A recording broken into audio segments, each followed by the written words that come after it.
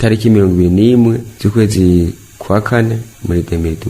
Le 21 avril 2012, je suis arrivé chez moi. C'est alors que quelques jours plus tard, j'ai reçu beaucoup d'appels de différents numéros, dont un certain Kazungu que je ne connaissais pas. Ils m'ont proposé pour mon bien de travailler pour les services de renseignement et j'ai catégoriquement refusé, leur disant que le travail que vous m'avez ôté est mieux au travail que vous me proposez. Je leur ai dit, si vous voulez que je travaille pour le pays, faites-moi retourner à l'armée et on dit que le travail que je mérite est celui du service national des renseignements. Ils m'ont même proposé d'être chef de poste de la documentation au niveau de la commune Kinama, que chaque FNL de la commune Kinama et toute autre personne qui est contre les idéologies du parti au pouvoir de cette commune, je les identifie dans une semaine et qu'ils vont me montrer où je vais le mettre. Ils m'avaient même promis de me donner un crédit de 5 millions et la voiture. J'ai toujours refusé car j'étais contre ce travail qu'ils voulaient m'imposer à faire. J'ai reçu un appel. La personne me disait de lui rejoindre à l'extérieur. Arrivé, j'ai trouvé Kazungu avec son double cabine et m'a dit de monter. Je l'ai fait et m'a amené chez un major qui vient de décéder ou qui s'appelle Jack. Ils se sont mis de côté pour se parler et le major m'a appelé qu'on puisse y aller ensemble,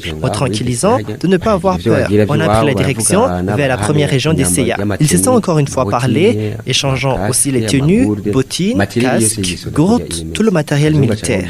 Kazungu l'a dit. Maintenant, Kadzili, on va lui donner une compagnie pour l'amener de l'autre côté où se trouve notre troupe. Et amène sa tenue chez toi au cas où il termine sa mission demain, il va rejoindre les autres de l'autre côté et que je dois les aider dans leur bataille. Ils voulaient que de mon arrivée de l'autre côté, je puisse diriger une compagnie et qu'on allait me payer 150 000 francs par mois et que dès mon départ, ils allaient me donner 100 000 francs pour le frais de mission. Je leur ai dit que je dois réfléchir à plusieurs reprises pour prendre la décision, car ils connaissaient bel et bien d'où je venais et m'ont donné 2 jours pour réfléchir.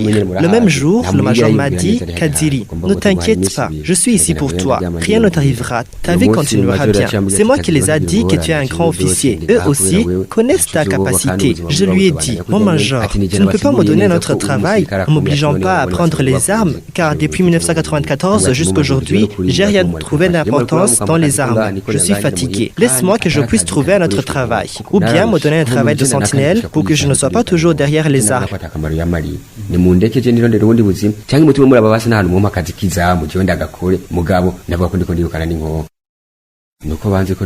C'est parce qu'on connaît que je suis un grand officier et que je ne peux pas échouer à une mission, car ils m'ont beaucoup utilisé. Toutes les hautes personnalités du pays me connaissent. Il y en a qui ont été incapables d'accomplir des missions, mais moi je l'ai fait. Je suis parmi les premiers qui sont entrés au CNDD-FDD. Ils ont délégué un major et quelques troupes d'y aller. De l'autre côté, ils sont tombés dans une embuscade et ont trouvé la mort. Et ils ont par après dit que c'est moi qui ai appelé les rebelles pour les tendre une embuscade. Et j'ai été accusé de collaborer avec les groupes rebelles. On m'a arrêté et m'ont emprisonné à la commune de Kinama. Pendant la nuit et le lendemain, ils sont venus me prendre à la prison, chose que les prisonniers n'ont pas acceptée. C'est Ditton qui était au devant. Il a même mis un pistolet dans ma bouche, me disant que mon destin était scellé.